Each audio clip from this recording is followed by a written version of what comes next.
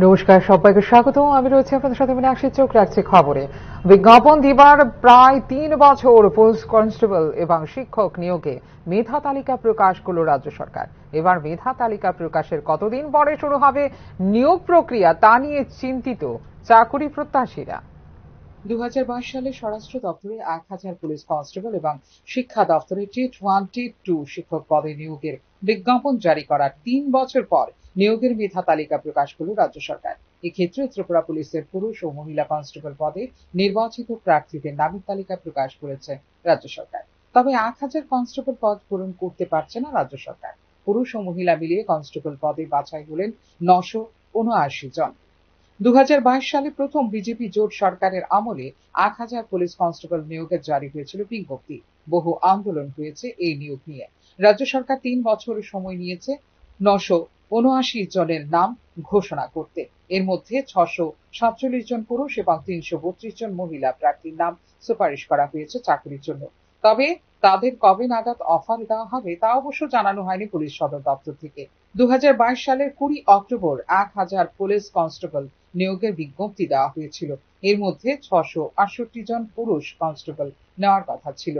বৃহস্পতিবার পুরুষ ও মহিলাদের আলাদা করে নাম সুপারিশ করেছে নির্বাচন কমিটি। এর মধ্যে পুরুষ কনস্টেবলদের থেকে 647 জনকে যোগ্য পেয়েছে নির্বাচন কমিটি। অর্থাৎ এই ক্ষেত্রে সবকটি পোস্টে সম্ভব হচ্ছে না নিয়োগ।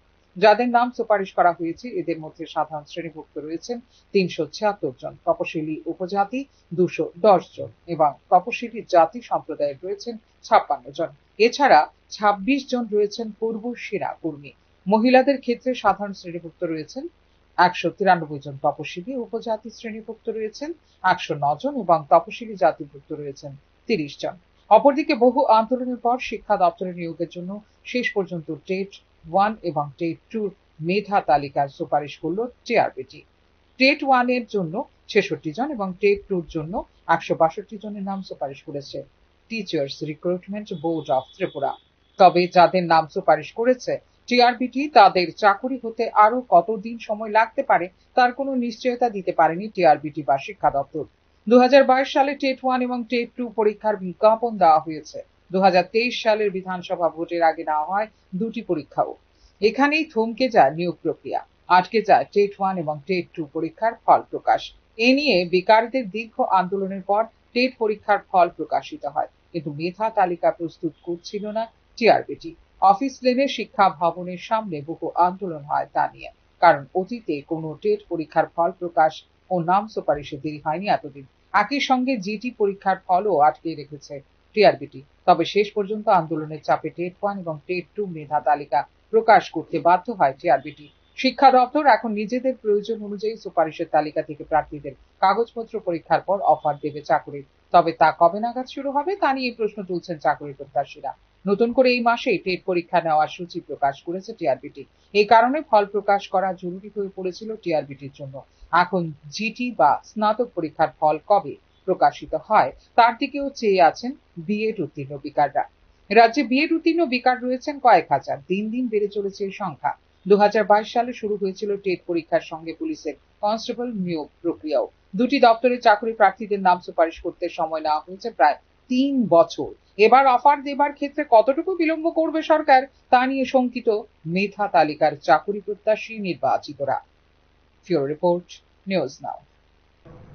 বেপরোয়া গতির খেসারত দিতে হলো প্রাণ দিয়ে শুক্রবার সকাল 8টা নাগাদ আমতলী থানার অন্তর্গত ত্রিপুরা বিশ্ববিদ্যালয়ের মূল ফটকের সামনে আগরতলা সাপ্রম জাতীয় সড়ক ধরে দ্রুত গতিতে বাইক নিয়ে যাচ্ছিল যুবক। বাঁক নিতে গিয়ে আচমকায় নিয়ন্ত্রণ হারিয়ে লরির চাকার নিচে পিষ্ট হয়ে ঘটনাস্থলে মৃত্যু হয় বাইক আরোহী যুবকের। খবর পেয়ে ঘটনাস্থলে দ্রুত ছুটে আসে অগ্নি নির্বাপক দপ্তরের কর্মী এবং আমতলী থানার পুলিশ। লরির চাকার নিচে থেকে যুবকটিকে উদ্ধার করে হাপারিয়া হাসপাতালে নিয়ে গেলে তাকে মৃত বলে ঘোষণা করেন হাসপাতালে কর্তব্যরত চিকিৎসকরা। ঘটনার পরপরই ঘটনাস্থল থেকে গা ঢাকা দিয়েছে লরি চালক। এক্ষেত্রে একটি মামলা নিয়ে তদন্ত শুরু করেছে পুলিশ।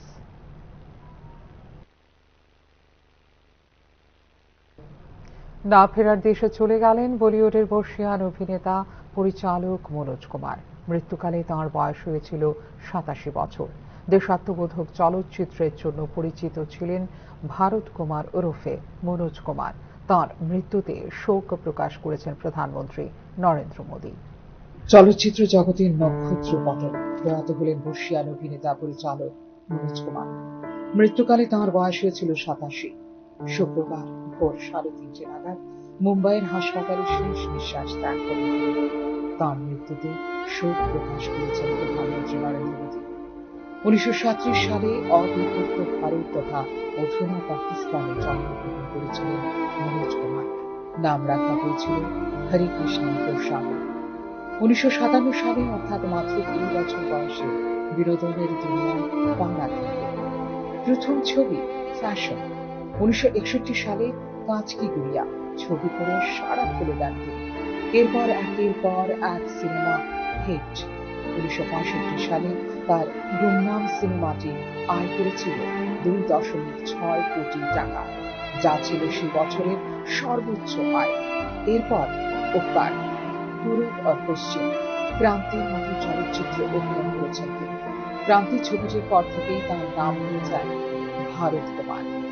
শুধু অভিনয় নয়, পরিচালনাও করেছেন তিনি।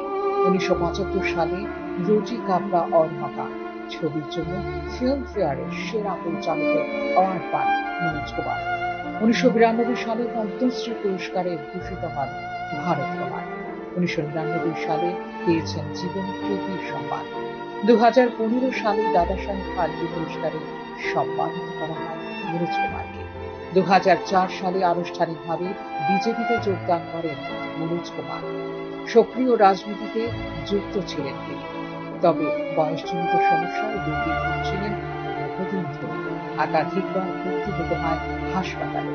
মুম্বাইয়ের কোকিলাময়ী ধীরুভাই আম্বানি হাসপাতালে চিকিৎসা চলছিল তাঁর।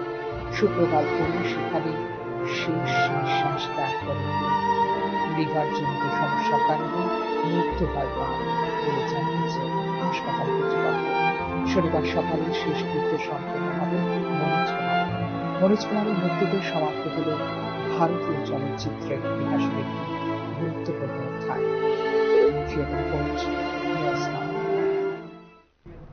এখনকার মতো এই মুহূর্তের সংবাদ এই পর্যন্তই। নমস্কার।